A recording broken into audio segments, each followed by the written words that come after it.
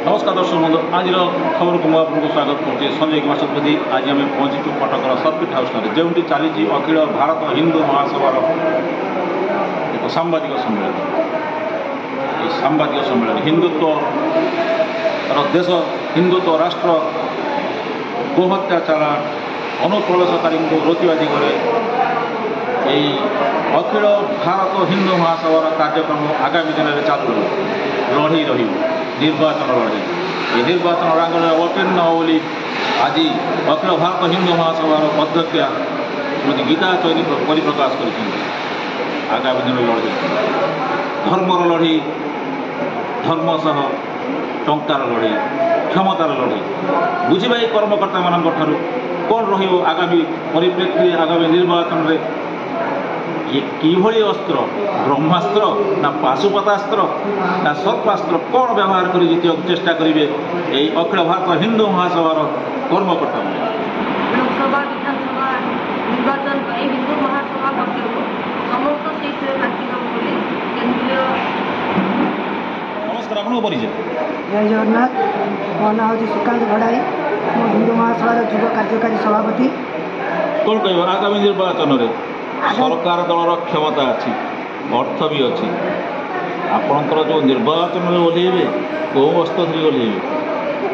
आपड़ जो कथाटी मत पचारे जो अस्त्र नहीं ओह्लैवाई मु प्रथम कथाटी आपको कहवाक चाहूँगी ये सरकार जो निर्वाचन लड़ुंट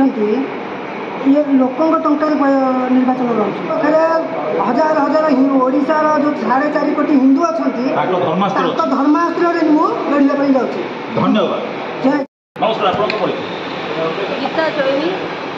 राज्य अध्यक्ष अखिल भारत हिंदू महासभा। आज चलते आप सांबादिक सम्मेलन आगामी निर्वाचन करेंगे कौन कहे आगामी निर्वाचन 2024 अखिल भारत हिंदू महासभा तरफ आम समस्त विधानसभा और लोकसभा आसन में प्रार्थी देव आप आशा करुँच कि वर्तमान जो दल सरकार वर्तमान सरकार प्रतिद्वंदी सरकार प्रतिद्वंदी दल वर्तमान ये भाव में प्रयास जारी रही आपण दल दिशा बोली आप आशावादी आशावादी तो निश्चय अच्छे निर्वाचन हिंदुत्व आमर मूल प्रसंग हम निर्वाचन प्रसंग आम हिंदुत्व प्रसंग आरंभ करके राजनीति कर खाली हिंदुत्व हिंदुत्व अच्छी संशोधन संविधान को संशोधन कर भारत को हिंदू राष्ट्र घोषणा करवा गोहत्या निरोध धर्मांतरीकरण बंद और बांग्लादेशी अनुप्रवेशकारी जो रेट्रे पशुंट से चिन्हट और विताड़ित कर मठ मंदिर सब सरकार नियंत्रण मुक्त करा कथा